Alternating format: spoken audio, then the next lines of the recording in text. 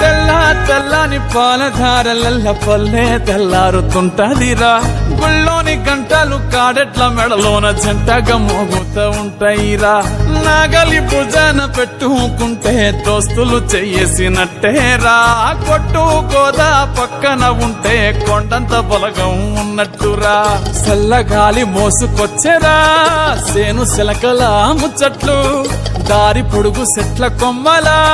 రాలుతున్న పూల సప్పట్లు గట్టి మోపులు కాల్వ కట్టులు చెమట సుక్కల్లో తడిసిన ఈ మట్టి గంధాల పల్లెటూరు దీని తీరే అమ్మ తీరు